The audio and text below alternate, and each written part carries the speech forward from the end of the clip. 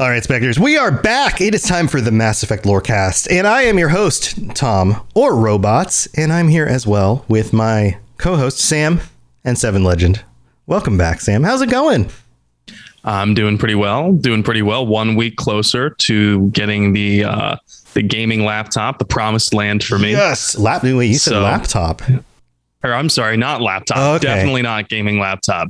I thought you were changing your mind here. That was a slip. And I swear it will not be a gaming laptop. Okay. I've had enough of laptops for right now. Yes. And 1 week closer to the inevitable heat death of the universe. So we've also got that going for us. So there we go. Yeah. So we are talking. This is going to be our last Races of the Galaxy episode, isn't it? Races of the Milky Way specifically. Yes. So yes, technically yes, last one of the galaxy, but we should specify since there's an ugly step cousin to the trilogy and it happens in a different galaxy. I mean, I'm a fan of the Milky Way galaxy the most because that's where I live. I don't know about you. It has the best bars and eateries. I prefer the sushi in this one. So Andromeda does get a bad rap, but yes, this one is the final episode of the intelligent races of the Milky Way. Of course, there's tons of wildlife and fauna. Unintelligent races out there. I mean, it's subjective, if you ask me. Hence why we haven't covered humanity. But yeah. That's true. We haven't. Oh, that's unfortunate. I figured that would just be a history course, right? If we discovered humanity, because it's the same thing up until 2100. So yes. Also, for those of you watching on the live show and the video that's going up on YouTube, my hair is especially high today.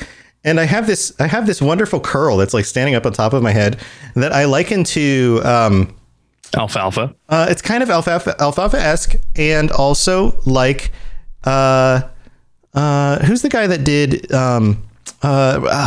what's the movie with Jack Skellington?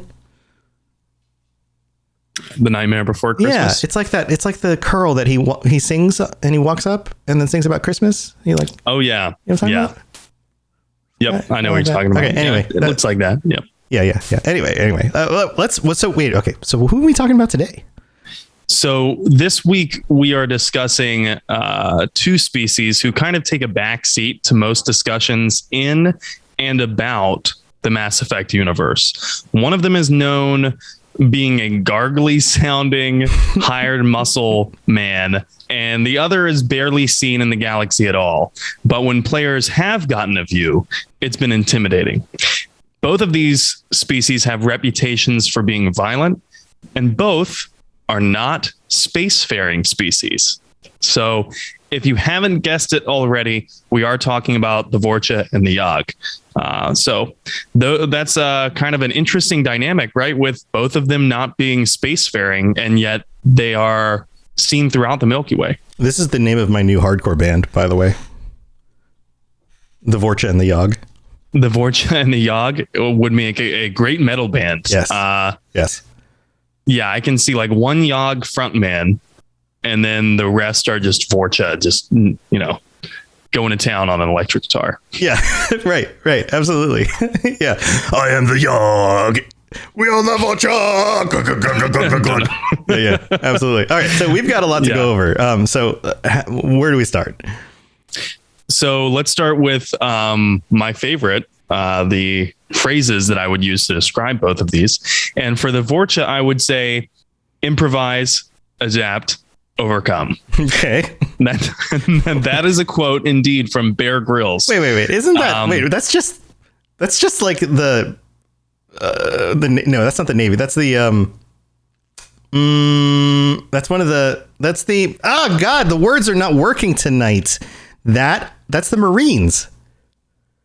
Is it? Yeah, that's just the Marines. That's what the Marines say. So all I know is that it's from the prolific Bear Grylls memes. Is he a Marine? He was in the Royal. He was a British Special Forces. Okay, well, that's a Special Forces thing then, right? So it probably is. So I say improvise, adapt, overcome because we will go over it in a little bit, but it is perfectly applicable to the Vorcha. And there's an added little reference in there that I realized after picking it, and it's that Bear Grylls grill is actually the name of one of the Vorcha in Mass Effect 3, who you have to negotiate with in order to secure the Blood Pact's alliance in combating the Reapers. Coincidence? So kind of just a weird coincidence. Probably not. There are no coincidences in this world, my friend. That's right. No coincidences in intentional lore writing. Nope. I'm not sure if the writers are then trying to say that Bear Grylls would be a Vorcha. Probably. That feels a lot more like an insult than praise. But as we will get into, you will come to see that the Vorcha are not really great to be likened to. As for the Yahg, this one was easy. Never underestimate your enemy. We will also get into that. But first, let's jump into the anatomical breakdown of the very porous people, the Vorcha. Okay. Yes. They're full of holes. They look like Swiss cheese. But if you like melted Swiss cheese a little bit and then like stretched it over like tendons, and you gave the tendons very sharp edges. That's kind of what it would look like. They are bipedal with a humanoid body. Go fucking figure. And so they have two eyes, two what look like ears. They have a nose holes and a mouth with razor sharp teeth. They're not inviting and they don't look charismatic. I'll put it that way. Okay, so do you remember the comics where the Joker like chopped his own like face skin off? So I never saw that, but I do know what the Joker looks like in the comics, so I can imagine. Okay, so yeah, there was a series where like he cut his own face skin off and then he like stapled it back onto his face and it was all stretched out. This is like a race of Jokers with stapling their own face skin back onto their face. Yeah, they all look like psychos because their eyes are all like blood red too. Yeah. So yeah, it's quite the appearance. They're meant to look scary. I think they're the typical scary alien look. Yeah, which is funny because like that was after this, so I hadn't thought about that at the time. But looking back on this, yes. Yeah, and biologically they appear genderless. It's never actually addressed in the lore, but they are all voiced by Mark Meer. Who is also the voice of Commander Shepard. So they all have the same voice, meaning there's no like, variation in more masculine or more feminine voices for the Vorcha. And in addition to that, what we do know is that they reproduce sexually and fast because they only live about 20 years. So if you only live about 20 years, you need to reproduce fast, right? Yeah, they get like bunnies. Yeah, seriously, like one a week. They evolved on a planet called Heshtok, which is a small, highly volcanic planet with a toxic atmosphere. Most of Heshtok's ecology has been eliminated through both aggressive consumption and environmental factors, which means that the planet is now covered in weeds and what the Codex calls hardy vermin. Ooh. Takes me back to playing Vermintide with you last night. Yeah, those are some hardy vermin. That's for sure. So the Vorcha come from the Ratmen world.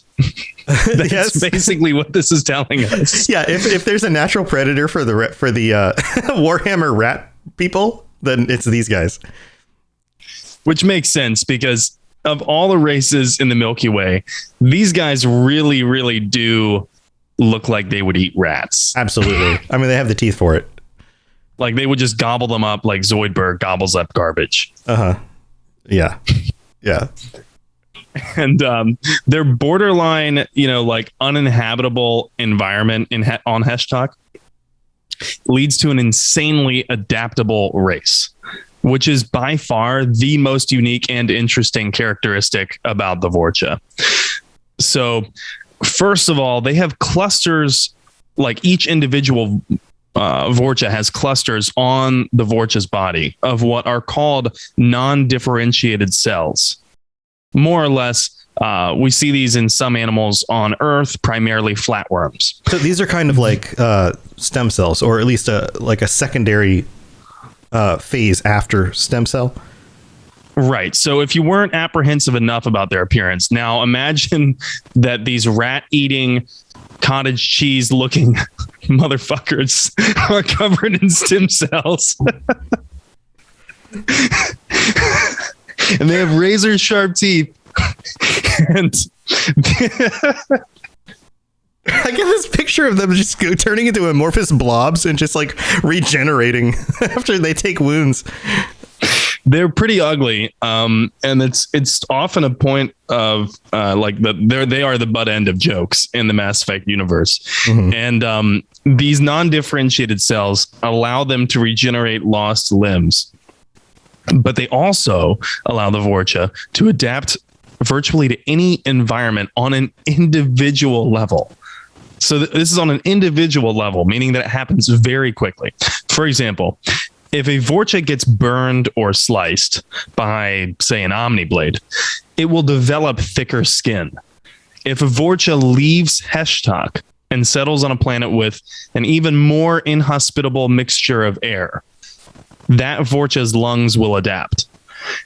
And if a Vorcha settles on a high gravity planet, let's say Irun, like the Volus homeworld, it will develop stronger legs, a more resilient heart, and it would be able to breathe that ammonia mixture that no other race can breathe.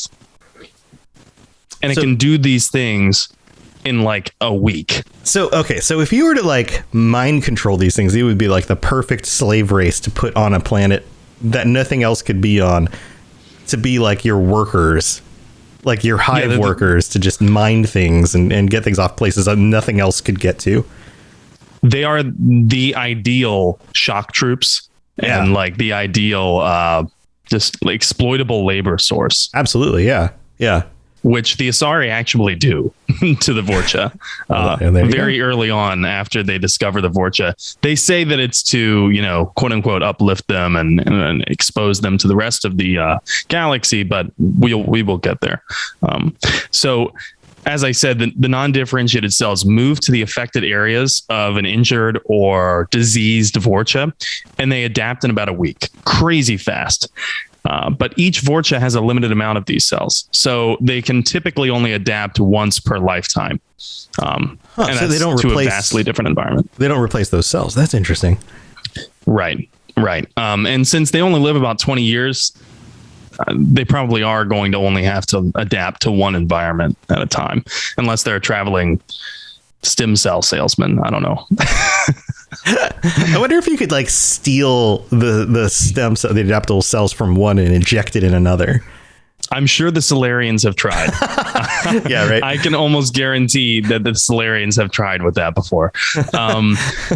So the rapidly responding and repurposing of cells makes the Vorcha immune to all diseases. In this way, they're kind of similar to the Elder Scrolls Argonians. In a sense, they're almost you kind of get into like mutant comic book realm with like Wolverine or something like that, sort of. They do look like mutant comic book villains, though. Yeah, they really do.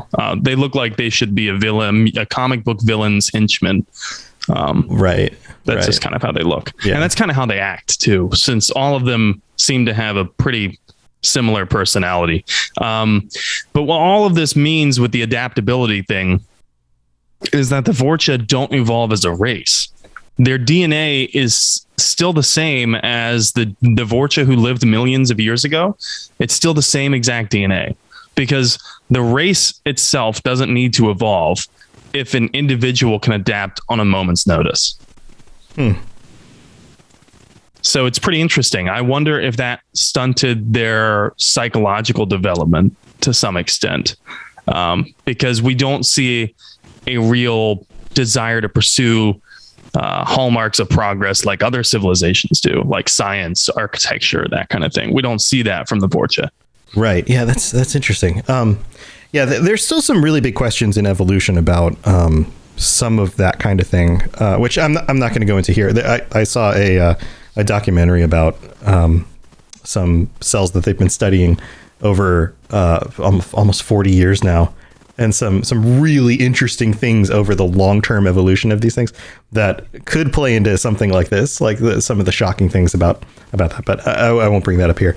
But yeah, that question of like, how would something like this in the real world actually affect evolution is really puzzling. But that's interesting. Right. Yeah. Could it help too much? Could it help too Combat much? Vet Gaming asks in chat, this is a good question. The real question, he's trying to be funny, but there's an answer to this, actually. The real question is, would Nasari mind meld with a Vorcha? And in fact, sometimes they do, and they do produce offspring. And according to Morden, those offspring are lactose intolerant. Wait a minute. Weird detail. That is super weird. You would think they would have cells that would like manage to deal with that. Like, right. And why did, like, of all things, the dairy, and specifically dairy from cows, why would Vorcha know what cows are, first of all? When are they going to encounter cows? Well, I mean, things, it doesn't necessarily just have to be cow lactose. Sure. All sorts of animals create milk. Like lots of mammalian animals make milk. You know what? Maybe they're allergic to the hardy vermin milk from Heshtok. Maybe. Like would you try rat milk? I probably wouldn't. Yeah, there's got to be vermin milk, right? Oh Can milk anything with nipples, Combat Vet Gaming says. Do you think that I would go one step further and say you can milk more than that, because the last I checked, almonds do not have nipples. Yeah, almond. I think that's just milk in name.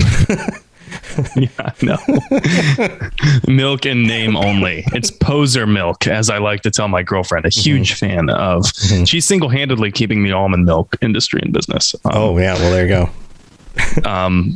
But enough about milk and where it comes from.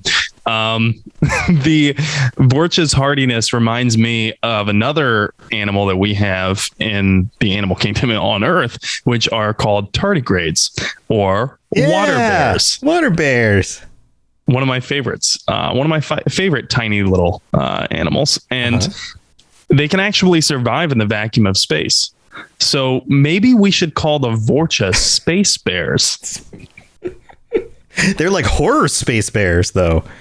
Space bears from hell. Yeah. Space terror bears. Bears in space. Okay. All right. So I don't know if they'd like that. Okay. So if these are space bears, then what are the Yahg? Then that's a good question, because the Yahg are really more bear-like. And I mean that in appearance and personality. They are kind of cuter, sort of. It's a low bar. It's a low bar. It's a low bar, but the Yahg are more bear-like because these are some big, beefy boys. There's some alliteration for you. The Yahg are big, beefy boys, and they are even bigger and stronger than the Krogan. What? Wait a minute. That's true. Yeah, that's canon. Wait a minute. Our battle buddies? The big beefy boys are even burlier than the battle turtle baby buddies. The battle turtle, the baby battle turtle buddies? I got through that one, and I'm proud of myself. Oh no. They are stronger, and this is a surprise to Javik, who can remark that they used to be much smaller in his cycle. So 50,000 years ago, the Yahg were around then, and they used to be smaller. The Yahg are also bipedal, but they're not exactly humanoid, kind of. Their body really reminds me of a minotaur, because the legs bend backwards a little bit, almost like frog legs. And they have a huge upper body, similar to like a silverback gorilla. Okay, so they have a huge upper body, but they're bipedal, big, beefy boys that are bigger than our battle turtle baby buddies. Yes, indeed. You nailed it. They are silverbacks with reptile legs, as if that's not terrifying enough. And they also have horns, 2 large horns on their head. And their face is even more alien than the Vorcha's face, because they have 4 pairs of eyes designed to track prey. And that's how they kind of evolved, right? But now those eyes serve to detect subtle movements in body language, which allows the Yahg to be natural lie detectors. You cannot lie to them. So that's terrifying. So wait a minute. Hold on. I have to put up the image of this guy. So you can keep talking, but the way. Okay, let me. Okay, hold on. I have so many thoughts. Gosh darn it! Hold on, brain. Do things. Oh, I can't put it up because it's one of those weird files that won't show up on the thing. Okay, this thing both also looks like an underwater weird fish creature of some sort. Do you ever get that sense when you look at these guys? Yes, it does. And it also looks like what happens when some sort of alien also loses a bar fight. Like it got punched in the face too many times. Yeah, that's accurate. And like it also looks like the asshole that would start a bar fight. Yes.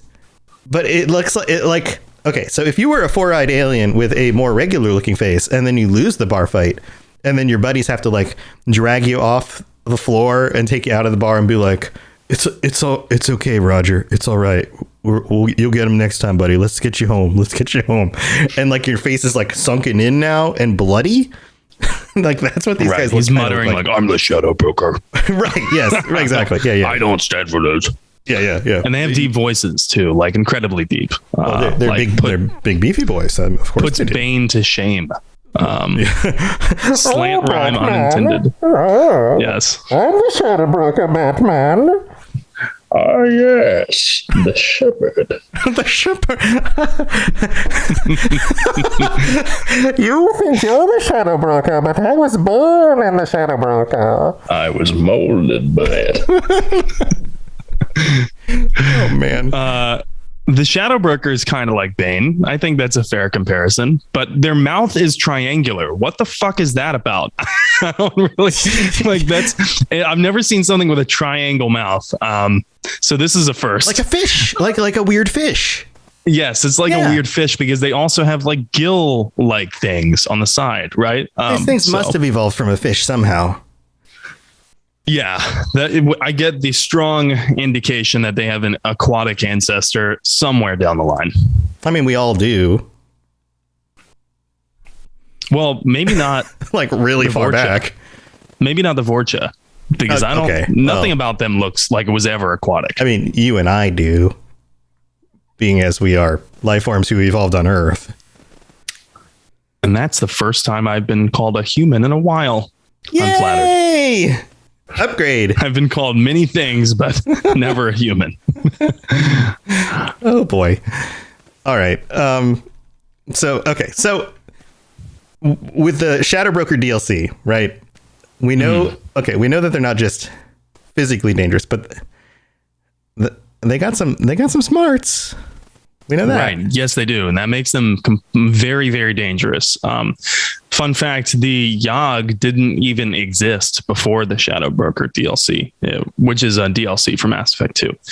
And the Shadow Broker sent a team to the Yahg homeworld to abduct one of them to study. And this is all, part of the dossiers that you get at the end of the Shadow Broker DLC. So if you want to play it, you haven't finished it yet, and you don't want a spoiler, probably skip ahead about a minute.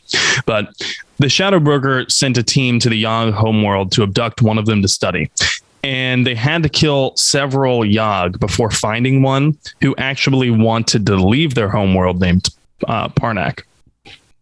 Well, it turns out that particular Yahg was probably deceiving the entire Shadow Broker's team, because within a very short time, he ended up learning 17 languages with no translator assistance. And his, quote, political predictions have bettered some of the Shadow Broker's best agents. That's according to the Shadow Broker itself. I mean, on my best day, I've only learned like 15 languages, so that's pretty good. Yeah, I mean, it's pretty good. That's pretty good. I'll be humble at maybe maybe 14 language. I've learned like 14 and a half. Threve. Threve. What's the? What is the? It was non-committal. 3-ish. Threve.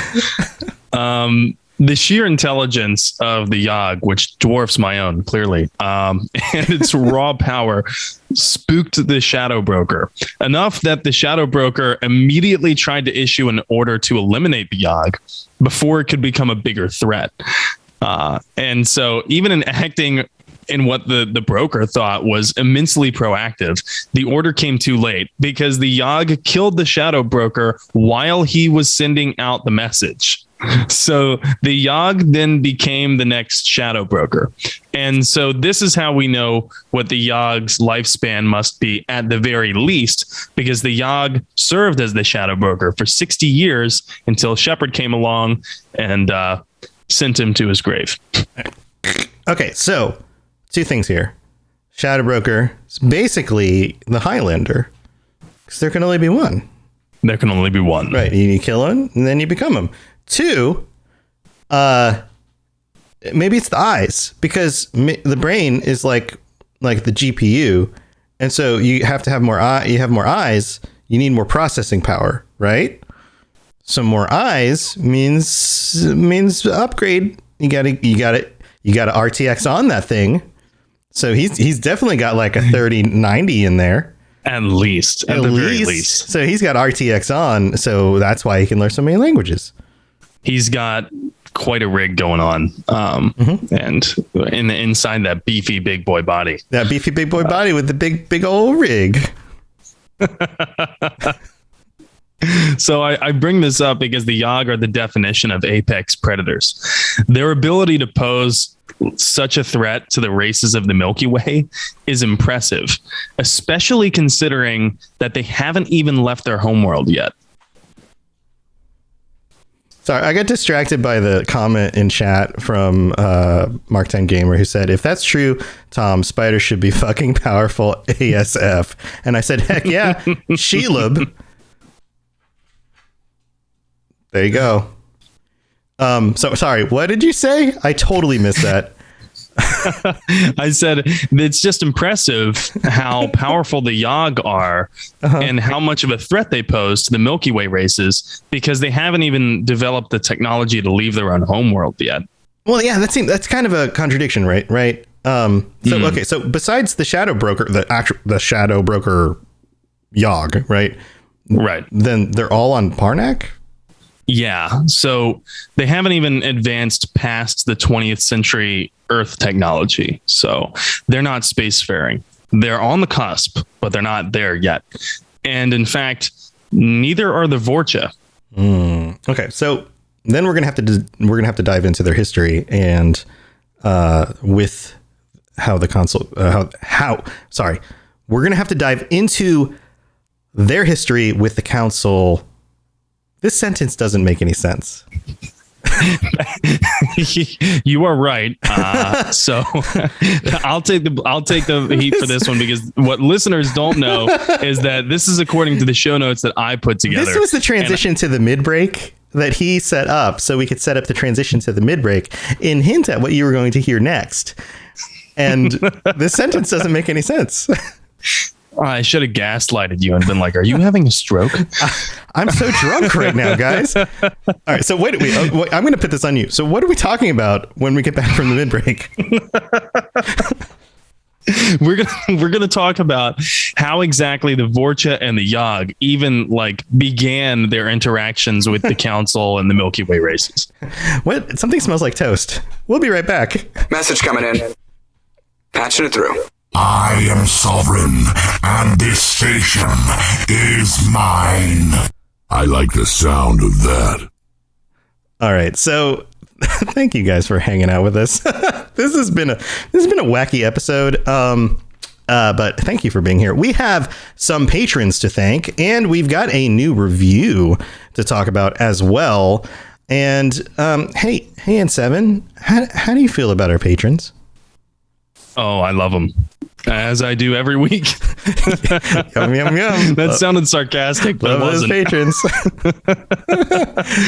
Well, thank you to all of our patrons, and especially thank you to our tier 5 patrons who get a thank you and a call out every week. Sovereign and our new upgraded Stagger and Stumble tier 5 patrons. So thank you to Stagger and Stumble. And a reminder that you guys have a week left to get your limericks in.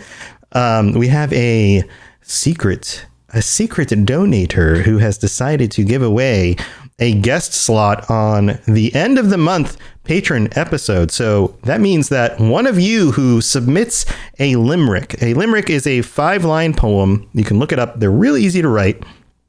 All it has to do is be about a Mass Effect topic, and you can just write one. You can drop it into the Discord. There's some info in there. And just if you aren't on the Robots Radio Discord, it's in the show notes. There's a link. You can just simply even just search Robots Radio Discord. It pops right up at the top of Google search.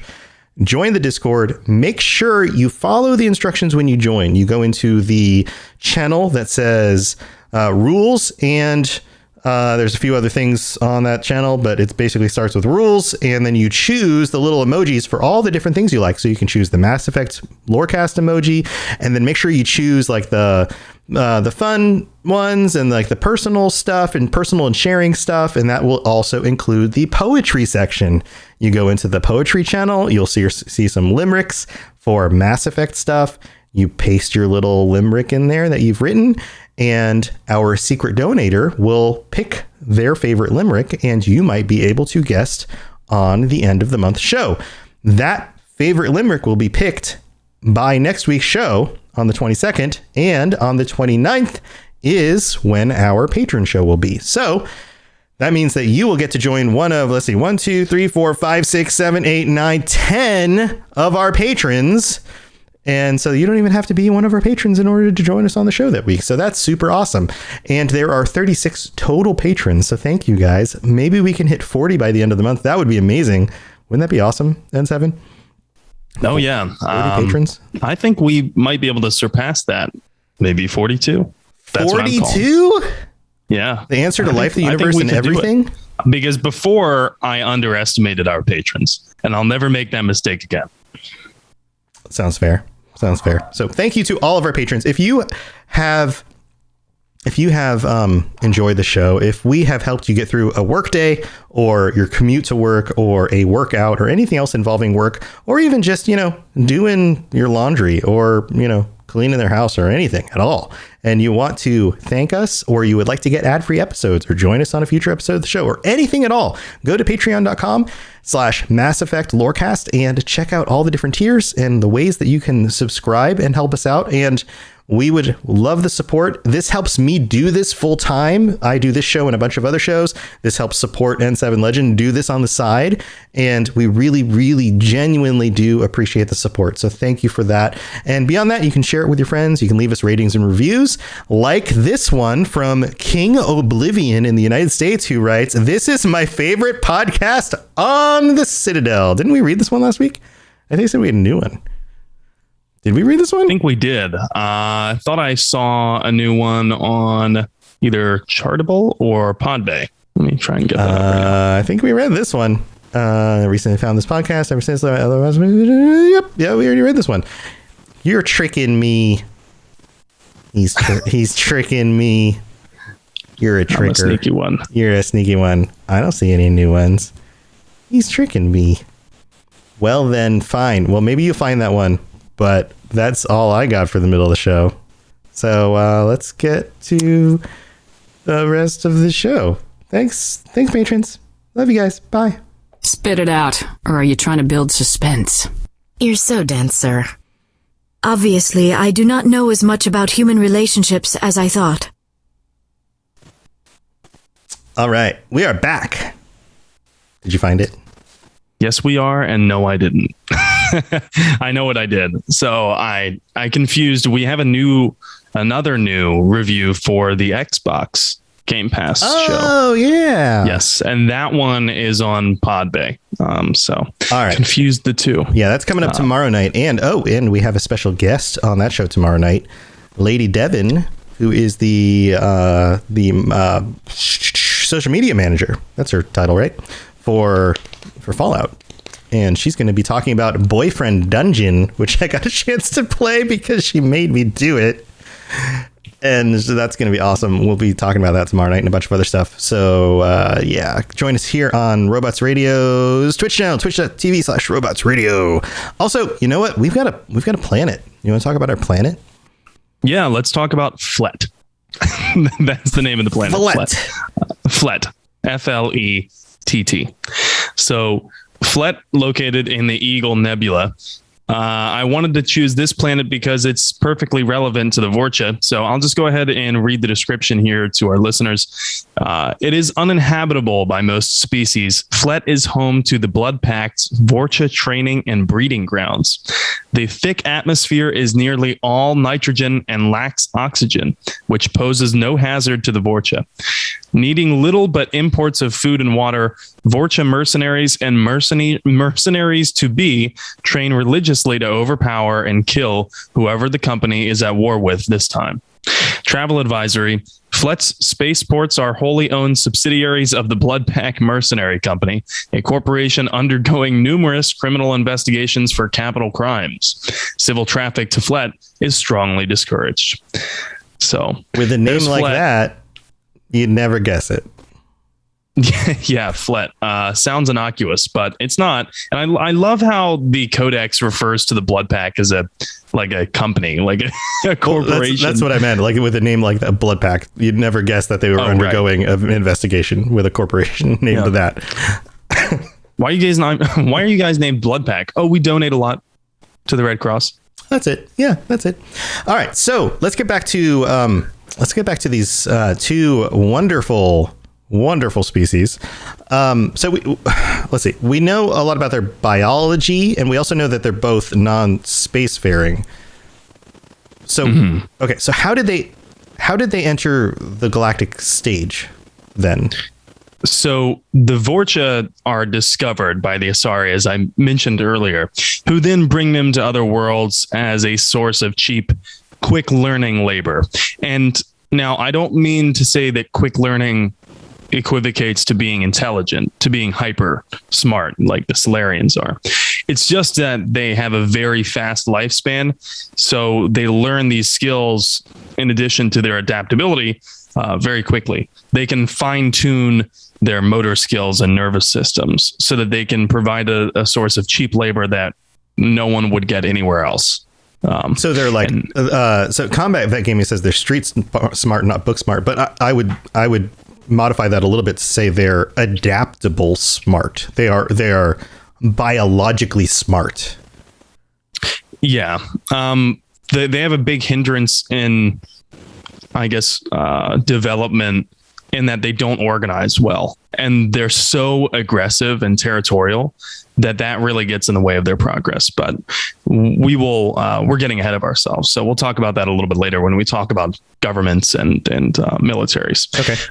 So ever since the Asari decided to bring the Vorcha to other worlds, the Vorcha that do leave their home world, they just hitch rides on visiting ships, usually without the captains knowing, and then they breed at their destination. That's wait, kind of like the rodents that we talked about. Yes, very similar to rodents. And ironically, the Mass Effect universe refers to the presence of Vorcha as a pestilence. Like they consider them no more than a blight, because, like, as one I think security guard on Omega puts it, like, Shepard asks, "What are the Vorcha planning?" And the security guard more or less says, "Planning. If the Vorcha could ever plan, we'd all be fucked." Yeah. So they can't. And that kind of gives a little bit of a, insider's look into how the other races view the Vorcha. Whether that's merited or not, we'll decide maybe after the episode. And fun fact, the Vorcha were actually supposed to have a much more independent and fleshed out backstory about their own history, about their own technology, how they developed faster than light travel. But project director Casey Hudson decided that it did not fit their appearance and culture, and so it was scrapped. This tells me that the Vorcha were indeed meant to be polished space orcs, so to speak. Yeah. The bad guy minions who only need enough background so as to not appear out of place. Okay. Yeah. Yeah. It's like they were downgraded. Yeah. It's kind of the opposite of what happened with the Elder Scrolls and orcs in the Elder Scrolls, right? Because those used to just be an enemy, and then they kind of made them into a playable race with like their own full history. Right. Well, or a more complete look would be that Mass Effect is at the stage the Elder Scrolls was back in Arena and Daggerfall, which is the time where the orcs were at the stage the Vorcha are here. Right. Yeah. Before they were fleshed out and kind of upgraded to we'll make them a real race now where they actually have a real history and a real, whatever. Yeah. Sales aside, that is completely comparable. Exactly. I think. Yeah. Like lore, from a lore perspective for specifically this race only. Jessica Starr says goblins at best.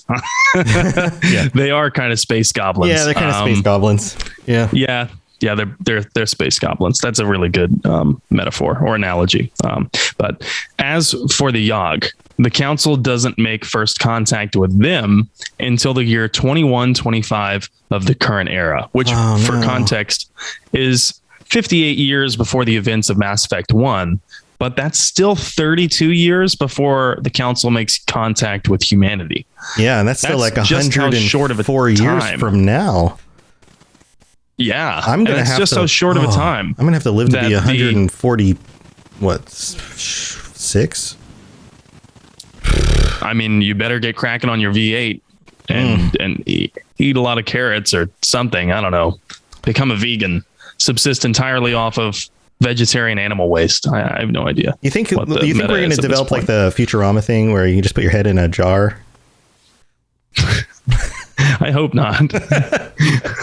It seems more like a punishment than it does a privilege. Yeah. But basically the council makes first contact with the Yahg after surveying planets. They send a council diplomat team there. But we see Zero Yahg in Mass Effect 1 because of what happens to this council diplomat team that goes there. The council has declared their homeworld after the fact completely off limits to any interaction whatsoever. What? Okay. What happened? So put simply, the Yahg got pissed off when a team of the diplomats greeted them as equals and not overlords. So the Yahg killed them all. Oh okay. Cool, right? Cool. It's because of this incident that the council generally considers the Yahg to be too obsessed with control, power, domination, and immature to integrate into galactic society. All right. So, okay. But if the council has an embargo on all relations with the Yahg, why do the Solarians have one captive at the STG facility in Mass Effect 3? So this is a pretty cool little tidbit that's easy to miss. It turns out that the Solarian, that the STG, kind of like the Solarian CIA, is planning to uplift the Yahg and use them to further their political goals, but with plausible deniability. So in other words, to do their dirty work, and then the Solarians, if caught, can say, well, we didn't have any hand in that. We didn't do that. That's awful. Who would do such a thing? Right. And then Cerberus attacks the base in Mass Effect 3 on Surkesh in pursuit of the Krogan female, and the Yahg manages to escape. So the Yahg that was held captive has escaped on Surkesh, and no one knows where the hell it goes. Yeah. As Morden would say, problematic. Yeah. Okay. Yeah. Yes. And as we've established, powerful and very smart. RTX Apex Predator. Triangular mouth. RTX on. Learns languages very quickly. Problem. Gorilla body with fish legs. Yep. I mean, this guy's going to stand out wherever he goes, but clever. He's definitely not a Solarian. No. But seeing him disguised as one, like trying to act like he is one, would be hilarious. As anyone who has played Mass Effect 2 and 3 will tell you, we know both of these races are extremely aggressive. For the Vorcha, it seems to be ingrained in their culture, not their biology. Combat is their language, both metaphorically and literally. Most of their communication with other Vorcha is nonverbal and aggressive. Like middle schoolers. Yeah, it's a little bit like if you had a playground full of middle schoolers who are all working out their own power dynamics. Like boys, all of middle them school are boys. Mute. Let's be specific here. Yeah. All of them are mute, though. Yeah. So it's all nonverbal. It's the weirdest silent film you've ever seen. There's no plot. Right. But as the Codex tells us, the lack of resources on Heshtok has resulted in a tight-knit, clan-based society in which rival clans wage constant war against one another for control of scarce resources. They constantly fight each other in fierce competition over basic necessities. Now, this is important, I think, to bring up, because it kind of gives us an inside view as to what is going on, if anything at all, on the Vorcha homeworld. Why have they not progressed? Why have they not advanced the same way as others have when they've been around for apparently, like the species itself has been around for millions of years, and they haven't progressed. So I guess I realized why the Reapers haven't harvested them. Right, because they weren't spacefaring and they weren't really capable of large scale organization, but they do tend to live in communities and they get very territorial. So when one community gets too large, younger Vorcha split off to settle into another uninhabited place, which is why, combined with their wide parameters for acceptable places to live, they tend to take up the space in the dank, dark, seedy corners of the Milky Way where no one else can or will go. Mm-hmm. They are totally space orcs. Yeah. I mean, right. Sauron would be totally at home with these guys. They're ostracized. They're seen as a blight. They live where no one else wants to live. Absolutely. The dark, dank corners of the world. They are constantly infighting, but yet are organized enough to kind of build a culture, to manufacture things for themselves, to absolutely. They also are genderless and yet somehow can continue to procreate. Yeah, absolutely. Yeah. Mommy, where do Vorcha come from? We genuinely don't fucking know. Yeah. Who knows? But they all seem to be male-ish. Yeah. Yes. Yeah. They all seem to be male-ish. And fun fact, I think Mark Meir had said during an Instagram live video about his technique for recording the Vorcha voice. He had to do it at the end of every recording session because it would hurt his voice so much to do the gargly sound. And I think I'm not sure if he was joking when he said this, but he said that he would have half of his mouth full of water to facilitate the gargly sound that it makes to sound like the Yahg. I'm sorry, not the Yahg, the Vorcha. The Vorcha, yeah.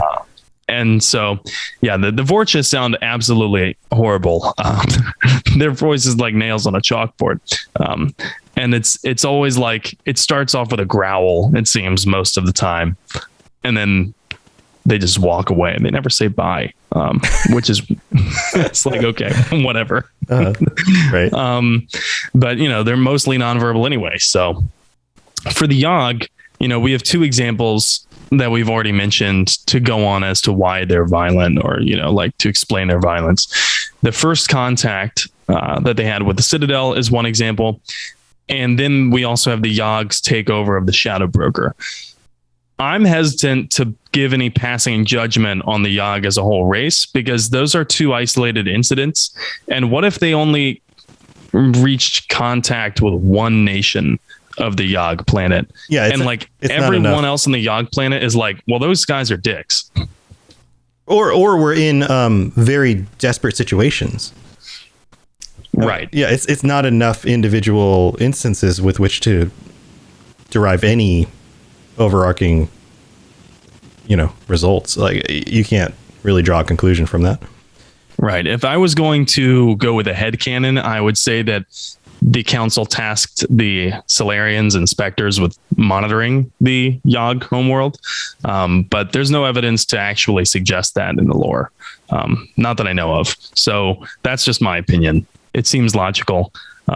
But those are the two examples that we have to go on with the Yahg. And then there's also the captive escaping the STG facility. But if I was being held captive by the STG, I'd probably be pissed off too and take someone out with me when I escaped, right? Yeah. So I'm not sure if we can count that as characteristic, but sure. Domination does, however, seem to be integral to Yahg culture, because according to the Codex, which, by the way, is written by a human, I'm pretty sure the Codex is entirely from a human's point of view, because it's referred to as general issued to Alliance personnel. So, according to the Codex, Yahg society is built around pack mentality. A group of Yahg will not cooperate until a single leader has attained dominance through either social maneuvering or brute force. Once the leader is established, the defeated Yahg do not hold a grudge, and former rivals serve their new superior loyally. Due to this mentality, the concept of equality is offensive to them. Interesting. So it's don't trigger them with your talks of equality. Yeah, this is almost like this is very Pac-Man. This is like dogs. Yeah, I guess you could say that. Like once or anything with like a pack mentality, like apes, or as soon as a leader is defined, then what the leader says goes. And there are like everything else. You do what the leader says. Nothing else matters. You follow the leader. Past grudges hold no bearing. You do what the leader says. Yeah. I would imagine it goes something similar like that in the Yahg homeworld. But again, I want to pump the brakes for what we do know, because what we do know is very, very limited about the Yahg. Yeah. However, we can extrapolate this. We can definitely say that the Yahg are organized. Their homeworld is organized, although maybe the council and the rest of the galaxy doesn't understand how or why or what motivates them. They're organized. So for better or worse, they know how to do it, which is the extent of what we know about their civics. But it's also more than we can say for the Vorcha, because as far as any self-governing bodies, the Vorcha don't really have institutions. The anthropologists of the Mass Effect universe theorize that it's difficult for the Vorcha to keep organizations that last longer than one lifetime, which is 20 years for them, due to their aggressive nature, their short lifespan. And personally here, I think it's because they lack any interest in science and progress. The reason for that could be hotly debated, but I think that's pretty evident, I think, from the game world every time we see and meet Vorcha. It is worthy of noting, though, that Vorcha are not without ambition. And the Vorcha that you work with to secure the Blood Pack's help in your fight against the Reapers is very eager to usurp the guy who was in his position before him as leader of the Blood Pack. Right. Yeah, it's like it's like selfish ambition over the benefit of the group, which seems to deter any long-term progress. Yeah, all of them seem incredibly selfish, the Vorcha. And that's not me passing judgment. That's just, an observation. Just the nature of the nature of the individuals. Right. Again, they're space goblins. Yeah. And that makes sense. Any society that sees the individual over the collective is not going to progress as the collective. It will tear itself down. There will be no progression in the long term. The millennia of incessant warfare for the Vorcha, combined with their adaptability and just sheer bloodthirst, I think, makes them prime time recruiting targets for the Blood Pack mercenary group, which we mentioned earlier. But they're not exactly bright, right? So, but they do reproduce quickly. and the gang uses them as shock troops and cannon fodder, which we mentioned. They're highly adaptable. They learn skills very quickly. They can survive in almost any environment because they are the tardigrades of the Mass Effect universe. So, of course, mercenary groups would be super down to recruit them. Oh, and by the way, you don't even have to provide them with room and board because they're cool, like chilling in the corner. Yeah, right. Yeah, just give them a floor to sleep on. They're cool. Yeah, exactly. They don't seem to care really. I don't think luxury is a huge thing in the Vorcha economy. By the way, when I was researching this, not a single damn thing I could find about a Vorcha economy. I don't think that they have one, really. Nope. So give them a rat to chew on and a floor. I really wonder what they get paid in. Rats. Like, how do you pay a Vorcha? Rats. Trident layers. Rats. Rats and floors.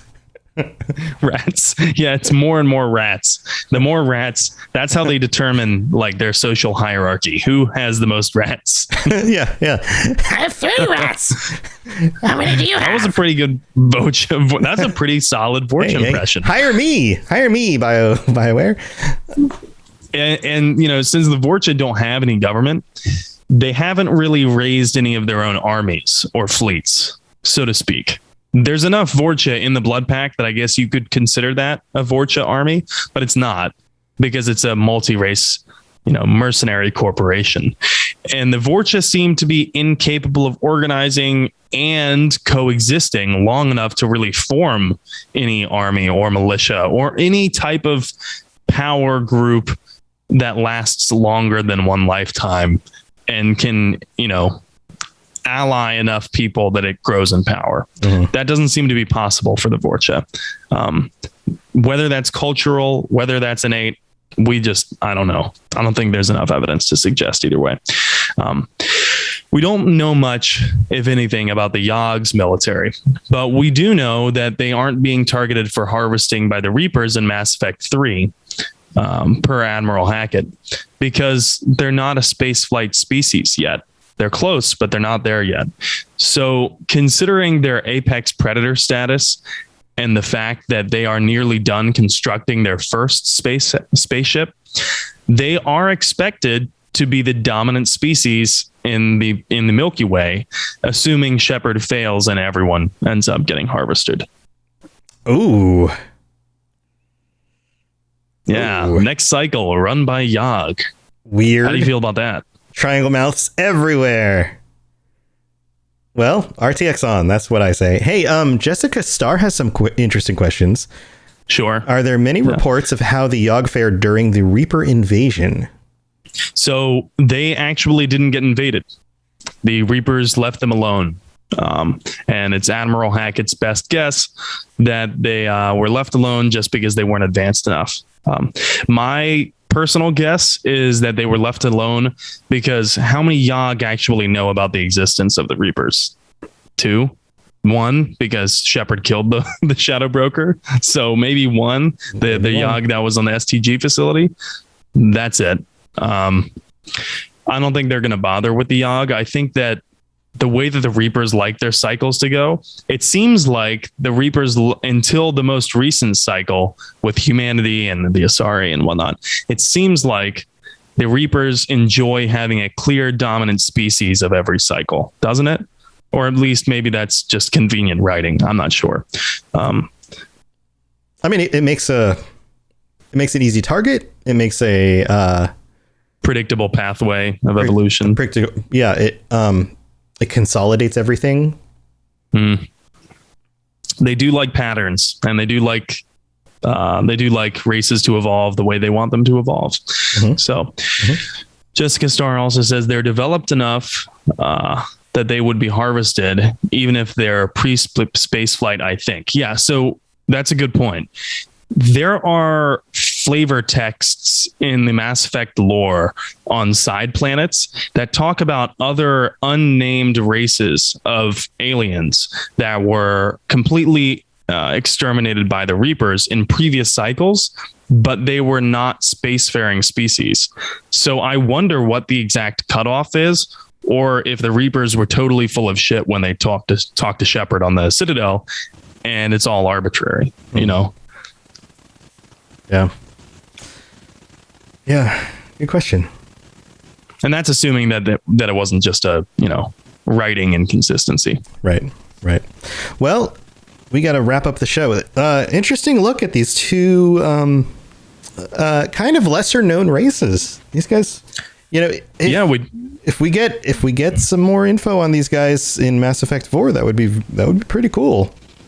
I would love to see more info in them. Yeah, absolutely. And because we just don't have a lot to go on right now, to be honest. And they don't really make an appearance in Andromeda at all. And speaking of Andromeda, next week, we're going to be talking about Andromeda's sentient races. So we're going to be talking about the Angara, the Jardan, and the Ket. And it may be, a longer than normal episode, but we're going to try to fit all of them into one episode since there's too little to talk about each one individually, I think. Yep. And then we'll be wrapping up this month with our patron episode. So that's right. Be chatting about that. I've seen some conversations going on the Discord about what we will be conversing about in 2 weeks. So get your opinions in there. Share what you think we should be discussing. Some conversation about continuing the conversation about the end of the trilogy and some thoughts on that. So share what you think. And we will be back next week. Sam, you got anything else you want to share about? Anything else going on? Well, just to reiterate the awesome Game Pass episode that we got coming up tomorrow on the Xbox Game Pass show. I'm going to try to play some Boyfriend Dungeon. You're going to play it too? I'm going to try to play some before the episode so that I have some valuable things to contribute to the conversation. All right. I did play a couple of new Game Pass games that I'm going to be, excited to talk about, but they are small titles, so they're not going to take a long time. Cool. Yeah. MK10 posted a review for us. So awesome. We'll pull that up. Awesome. Yeah, I played some too. Lady Devon is going to be joining us. So she will be our guest this week, which is super fun. And we've got all the regular stuff tomorrow night. Also, the Witcher Lorecast will be tomorrow night. And I was looking at some of the rankings for podcasts today. And this show, the Fallout Lorecast, the Elder Scrolls Lorecast, and the Witcher Lorecast are all in the top 100 podcasts for video games.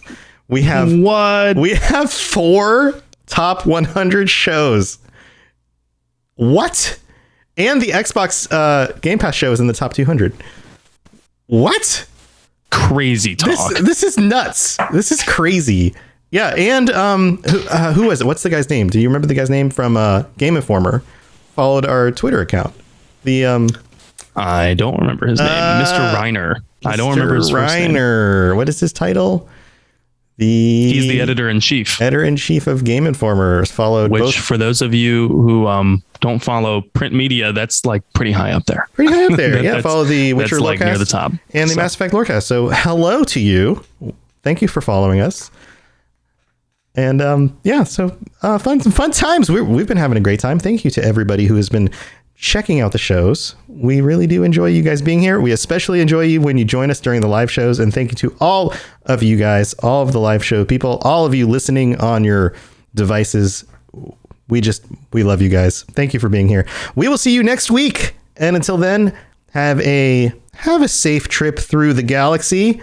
Watch out for those more nefarious races with big chunky teeth that look like Swiss cheese. They might be out to get you.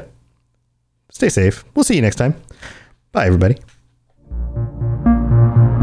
Thanks for tuning into the Mass Effect Lorecast. We'd love to hear your opinion and thoughts on the lore of Mass Effect.